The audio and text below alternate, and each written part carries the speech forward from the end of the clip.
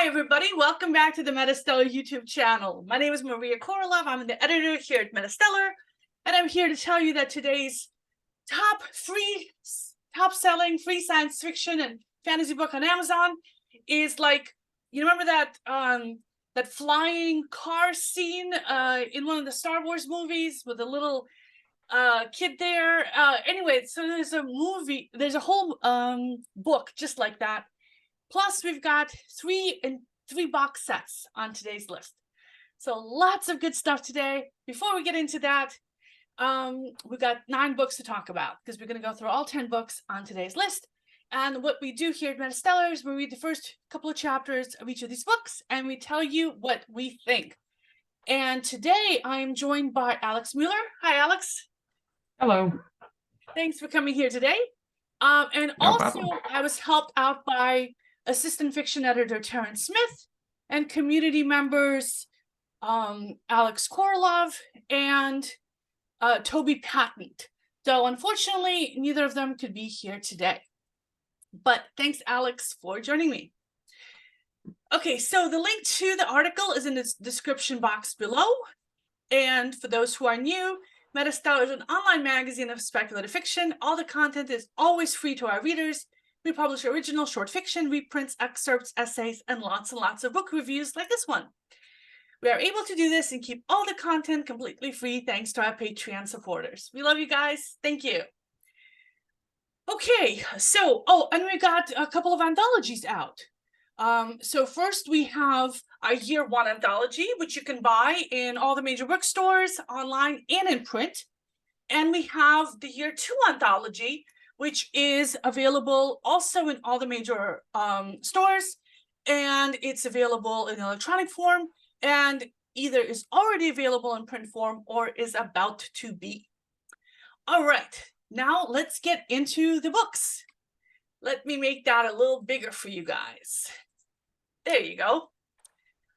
Number 10 on today's top 10 free science fiction and fantasy list on Amazon is Magic in the Desert by Christine Pope, a box set of the first 3 books in 3 different paranormal romance series. That's the Witches of the Cleopatra Hill series, and the book is called Dark Angel. The Sedona Files series, the book is called Bad Vibrations, and the Jinn War series, and the first book is called Chosen. Normally, these books are $3 to $5 each, and they are not in Kindle Unlimited. And this is a USA Today bestselling author who's been on this Free Friday list a lot. So if you like paranormal romance, check this out. Now, I'm the one who started reading this book, and I am not the target audience for this book, but we are currently short of people who like reading paranormal and sci-fi romance. If you are one of those people, email me. Let me know. In the description box below is my email address. Join our team. Okay, so the way this book starts is with Angela at home in her room, and her aunt shows up to tell her that her date is here. So Angela's 21. She's 2 months away from turning 22, and she's a witch, and she's the primo witch of her clan, and which means that her magic is gonna kick in fully once she meets and marries the person she's supposed to be with, who she's been having dreams with for the past 5 years, and he's her chosen guy or something. And so far she's met 43 different guys. None of them are it. Number 44 is downstairs. She doesn't even bother dressing up. She just goes down in jeans and a t-shirt. They have a little uncomfortable chit-chat. They kiss. He's not it. And she sends him off. So this is her life now. It's, you know, it's one of those chosen, fated things once, romances. I'm not a fan of these kind of stories. So I'm not a fan of having your future decided for you by your accident of birth and having the person you fall in love with be decided by fate. But a lot of people like these books, and if you were one of them, there's a lot of teenage style drama here. So even though she's not a teenager anymore, she's 21, she still has those kind of attitudes. She's got a best friend, they go out to a club, a guy starts kissing her, she gets in over her head, she pushes him away with her magic, she drives home drunk. You know, this is the kind of things that like a stupid young person would do. She lets other people kind of run her life. So I'm not fond of her as a character, but I'm going to be guessing that over the course of the book, she's going to come into her power and start getting more agency over her life. And if this is the kind of thing you like, well, there's the whole book plus 2 other books that are the start of other series. Okay, next we have The Molecule Thief by L.P. Styles. The first of 4 books in the Molecule Thief young adult sci-fi adventure series. The other books are $1 each, but they're all in Kindle Unlimited. So Kindle Unlimited, if you don't know, you pay $12 a month and you read all the books that you want. It's like a Netflix for books. So if you do read a lot of books on Kindle, it's a really good deal. So Toby Patton read this for us, and he says that the book is about Spencer, a teenage genius who's taken undergraduate physics classes at a military research compound on Vancouver Island. And the outside world is a mess, torn apart by earthquakes and a dimensional war that threatens humanity. And so Spencer is trying to get like some downtime, and he goes for a walk on the coast. He's looking at all the dead fish there. And Maud interrupts him. She's another misfit and a potential friend, but he's really anxious around her. And she doesn't care about physics or science. She plays piano. And then she leaves him by scaling a 20-foot rock wall. And that was the best part of Spencer's day. Because the rest of the time, he's bullied and harassed by other students. There's people who are athletes there, people who are attractive and popular, and he's a punching bag for everybody. So now after Maud leaves him on a beach, a watery hand rises out of the sea and disappears again. This is the first appearance of the Molecule Thief, a manipulative, interdimensional being who might have the answers to save the world from annihilation. And Spencer has to decide whether to trust this Molecule Thief and to figure out if it's real or if he's just imagining it. So Toby says you might like it if you like metaverse science fiction, teenage angst, coming of age stories, and like old-fashioned style adventures. But the beginning chapters didn't hook him. He's not a huge fan of the schoolyard jock and nerd cliches, and he would have liked it to be a little faster paced. So he won't be sticking with it. But if you like those kind of teenage stories, check it out. Next we have,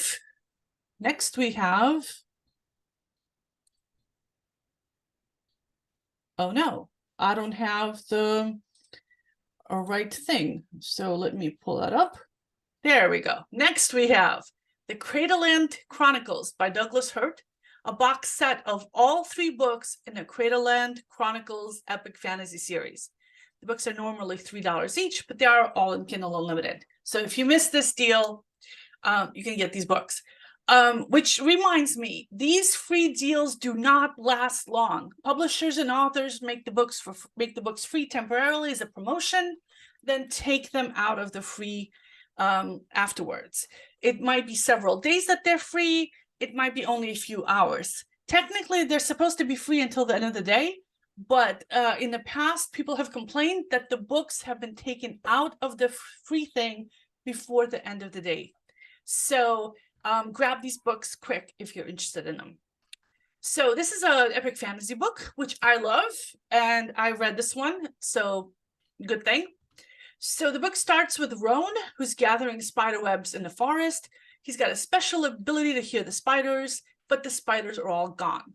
So he's only able to collect a few webs that the spiders have left behind, and he's got no idea what scared the spiders into leaving this whole area.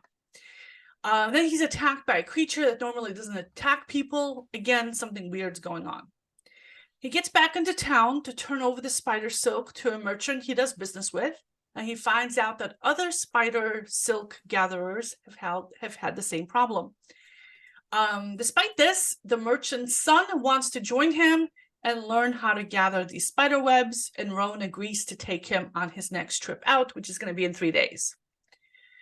Meanwhile, while all this is happening, we occasionally switch to the point of view of a couple of different people.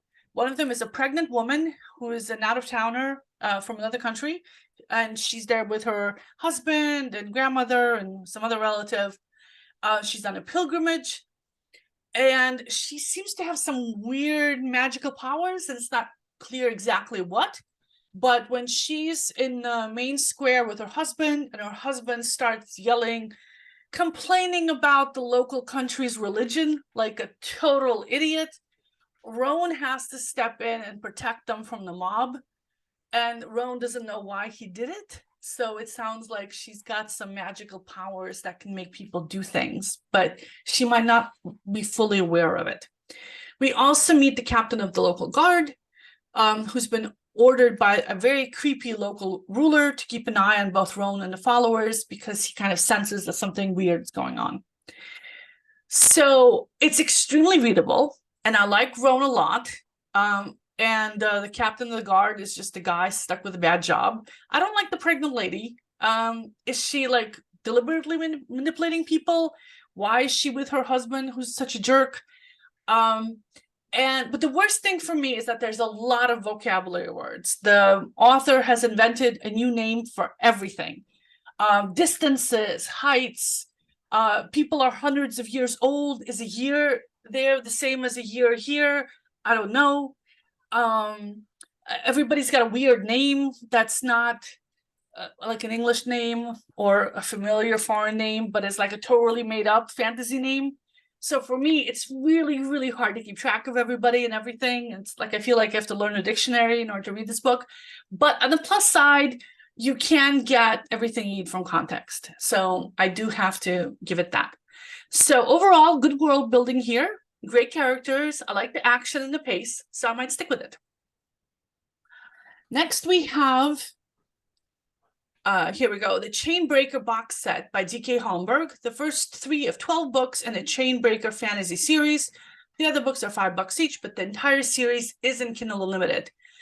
And this guy has been on our list a lot. And so I started reading the first book in the series, The Risen Shard, which starts right out with plenty of action. Gavin is a mercenary. He's trying to break into a very well-guarded house to get to someone. And he's got a friend who's communicating with him via magical earpiece, giving directions for where to go. But he has to fight his way in. So unexpected obstacles arise. And he has a new mysterious employer that's been sending him on these unusually difficult jobs. So maybe he's thinking of quitting and moving to a different city, or maybe he might find out who his mysterious employer is and do something about the way this employer is threatening both him and his friends. So I like the writing style. I mean, I like Holmberg writing style. I've read others of their books. It's fast-paced, heavy on the action. There's some tantalizing hints about the mystery of Gavin's past, and I enjoy spending time with the main character, who's decisive and competent. And I'm looking forward to learning more about the politics of the world and the magic system and everything else. I really liked it.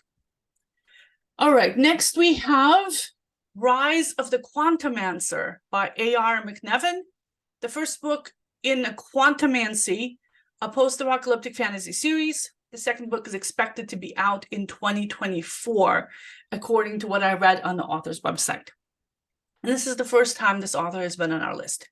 Toby Patton read this one. And he says that 1,000 years ago, magic disappeared, and all we have left now is Dungeons and Dragons kind of magic. And wizards had to adapt. Like this one wizard opened a small trinket shop and was trying to stay out of the public eye. And sell his like magic antiques to people. And then on October 13th, 2003, everything changes. And all of a sudden, his wand starts to glow again. Magic is back. Then we switch to the point of view of an astrophysicist who's about to be briefing President Bush. And trying to explain to him the difference between astrology and astronomy, because, Bush is dumb. And then all of a sudden, science disappears. His satellites start dropping off the map as soon as they pass the international dateline. And so he's really not happy that science is gone, and now we have magic, monsters, and mayhem. Then we jump ahead 15 years to a young witch named Danica, who's grown up in this world, and she's witnessed billions of deaths and the rise of witches and wizards to newfound power. And the world's entire power structure has been completely reversed, and now power lies with those who know magic. But she's had a horrible vision that the world is going to be destroyed again when magic leaves and science comes back. So she wants to keep the world magical, so she goes on a 1,000-mile journey to the ruins of New York City, where her destiny awaits her. So Toby says that if you like a magical dystopia, epic cross-continental journeys, multiple points of view stories, you might like this book. He really likes the 3 characters so far, and he's not a huge fan of magic. And he's got a lot of other books that he's reading, so he probably won't be continuing this one. Okay, next we have Adrift by Daniel Gibbs, the first of 6 books in the Lost Warship space opera series. The other books are $1 to $5 each, but they're all in Kindle Unlimited. The 6th book will be released in October and is available for pre-order. This author has been on our list a lot. And Alex Mueller read this book. Alex, what did you think of it? I thought it was a wonderful story, set in the distant future, during a pair. At this point, humanity seems to have splintered into different factions. And according to this, they have been at war for at least 35 years each. Well, thereabouts. Currently, that war is ended, and humanity now exists in an era of tentative peace. And at the beginning of that era, we have Adrift, following the crew of the battleship CSV Lion of Judah. The story begins with the Lion's commander, Major General David Cohen, coming on duty to begin what starts off as a perfectly normal shift on their perfectly normal mission. And for the crew, it is a joyous time to be themselves. Their final mission on their tour of duty is complete, and within minutes, actually, they'll get to go home they will finally get to go home to their families. It's basically Christmas for them, if they'd still have Christmas in space. Unfortunately, that is when where things stop, where Christmas stops. It's a ghost of Christmas future shows up, and it's not a good time.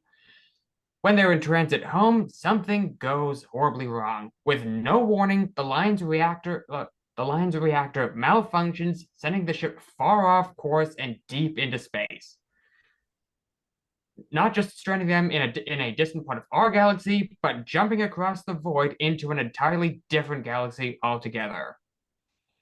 What was supposed to be a maybe 5-second trip is now looking at 35 years to get home. It's a bit out of proportion for what I was expecting, all very Star Trek Voyager-esque, which is not a good feeling for me. Ugh. Honestly, I wasn't thrilled when when that comparison popped into my head, but I kept reading anyway, and I'm very happy that I did. Unlike the Star Trek knockoff, or maybe ripoff in this case, Adrift doesn't have incompetent people running the show. Instead, it has David Cohen. Get lost in another galaxy, just treat it like another workday. Identify the problem, identify the cause, find the solution. It's smart, it's professional, it's good leadership. When did Janeway ever do any of these things? That means readers get to enjoy protagonists they can root for from the beginning. The downside to this is that the Lion doesn't have the seemingly infinite resources of a Federation starship. Limited food, limited drinkable water, limited air. In about 6 months, it's going to become a very big, very fancy, very well-armed coffin. So that's lovely. Luckily for the crew of the Lion, it becomes apparent that their situation isn't as overwhelmingly hopeless as it first appears. Something in this new galaxy they find themselves in caused them to become lost in space, and that something has left a trail for them to follow. Something that they can potentially use to get themselves home again. Combine this dire situation with a colorful cast of characters ranging from a stoic commander to an ornery scientist. Throw in a dash of hope and possibility, and you have all the makings of an exciting space adventure. And I look forward to seeing where this adventure takes us. So do I. I want to read this book. Because that sounds like exactly the kind of thing I love to read. So let's move on to, I have a MetaStellar mug.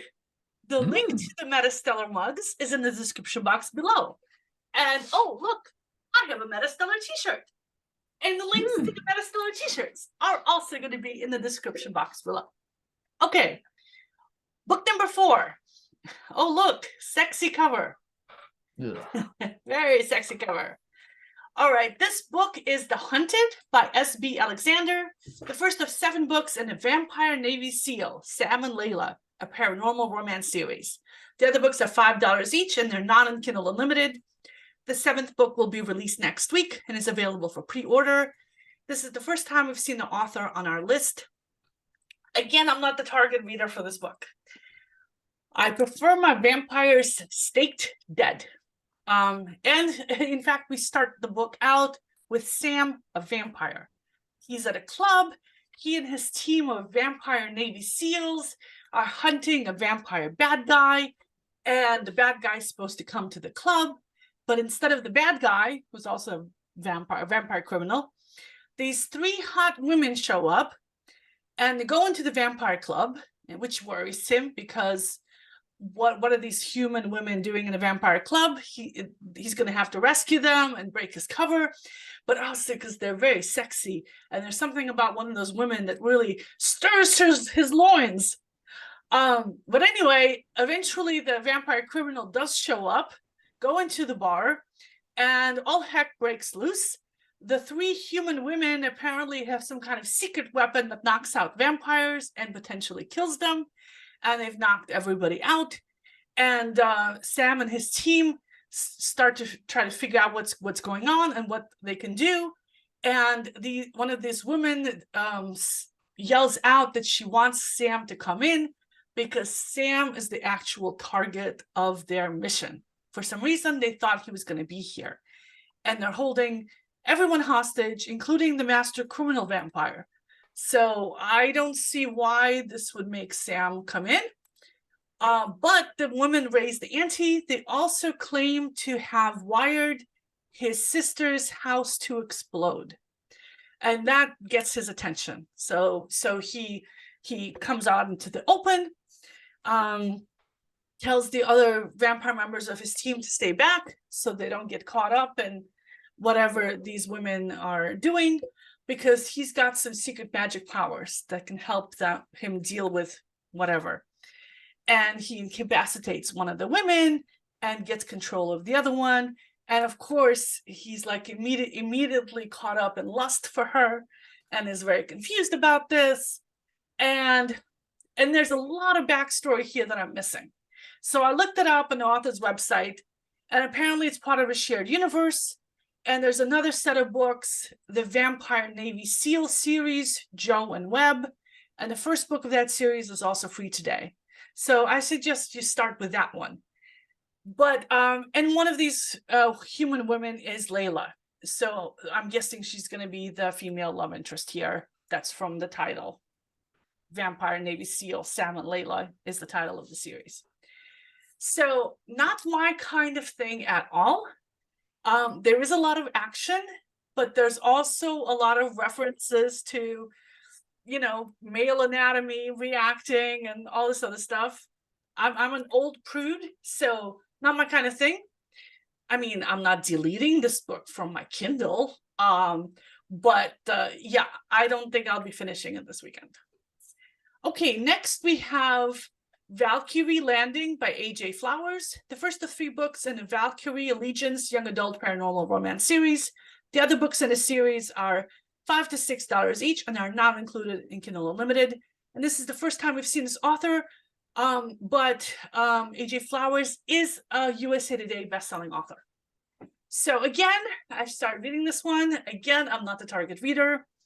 And this is a young adult book, so I'm not the target reader twice over. I hate young people almost as much as I hate love and mushy stuff. On the plus side, the story does start out in a spaceship, and I do like spaceships, but it turns out it's a fake out. So the spaceship part lasted like just one paragraph. So the story here, from what I could tell, is that Valerie is a Valkyrie. And something's attacking their Valkyrie world. And so she and several others of her kind are coming to Earth, taking human bodies and basically kidnapping human souls to take them back to fight for their planet and to save them from evil creatures that want to destroy their souls. So I wasn't really paying attention to all the metaphysical backstory because I was too distracted by the teenage drama. So Valerie is an immortal being, and her mission is to seduce a teenage boy who's the captain of a swim team. And she and her two alien friends go to the swim meet, and she's all caught up in her hormones of seeing these hot young guys. And it is creepy. She's an immortal being. Why is she having the hots for a teenage boy? Same problem as I had with Twilight. So this is totally not my kind of thing, but it's very well written. It does pull you in. I don't want to be pulled in, but the book does pull you in. And if you're a fan of books like Twilight, I think you might like this one. Next, we have The Last Prepper by James Hunt. And this is the last of 5 books in the EMP Survival series, a post-apocalyptic survival book. So the other books in the series are $2 to $5 each, but they're all in Kindle Unlimited. And the author has appeared on a Free Friday list a lot. And in fact, this whole genre, EMP survival, is super popular. We have a book in this subgenre at least, I think, like at least every other week or so, if not more often. So an EMP is an electromagnetic pulse that wipes out all electronics, including cell phones, computers, and modern vehicles. But plants and buildings and people are totally unaffected and don't even notice it. So Alex KOROLOV read this for us because he reads all the EMP books for us because he's an EMP fan. And he says that this book starts out with a guy named Nelson. He's in an abandoned house in the woods with his wife and 2 sons. And the title of the chapter is 3 Days Without Power. So he's figuring that it's been 3 days since the EMP hit and he and his family fled to this house. He used to be a well-off vice president at a tech firm, but now, of course, all that is worth nothing, and he's struggling to survive and feed his family. The house has a well, so they have fresh water, but they don't have much food. Then 3 men dressed in tactical gear, armed with rifles, show up. He tells his family to hide in the back room, but they find his family. Nelson struggles with one of the men. The gun goes off, kills one of his kids. The wife runs at the guy with a gun, and he shoots and kills her. And Alex says this is as far as he read, but the book does start out with plenty of action and lots of emotional turmoil since he loses most of his family. So he said it was pretty gut-wrenching, but it did draw him into the story, and he's wondering how Nelson and his remaining son will survive. He says he's going to give this book a chance, even though he's read a lot of these EMP books, but he still finds this one interesting.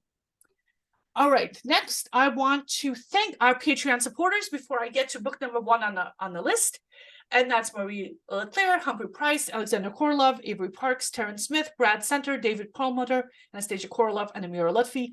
Thanks, guys. We wouldn't be here without you because that's how we pay for all the original fiction we publish. And here's book number 1, Space Race by Nathan Hystad, the first of 3 books in the Space Race space opera series. The other books are normally $5 each, but they're on sale today for 99 cents. And they're also in Kindle Unlimited. So this author has been on our Free Friday list a lot, including his sci-fi series, The Event, which has 22 books in it. It's an alien invasion series. Very popular author. And Terrence Smith read this for us, and Terrence says that this book hooked him right from the start because it's a racing story, and sci-fi racing stories are not that common. So if you remember that Star Trek movie where you have that kid who's later Darth Vader, who's flying a pod or some kind. So that kind of thing. So Arlo is a teenager, and he's in a race like one of those. And the book puts you right in the cockpit with all the adrenaline of the race and everything. And then after the end of the race, he finds out that his grandfather, who's also his manager, has been pressured into a corporate job, and Arlo winds up abandoning racing altogether. Now, in the present day, he's a cargo transporter for a massive corporation, and his latest job sees him encountering a UFO and discovering a person infected by an alien entity. And soon after that, he's recruited to lead a team in a race held by the massive corporations governing the galaxy with a backdrop of civil and economic unrest. The backdrop for the story and the protagonist, who's a Han Solo kind of person, entertained him very much.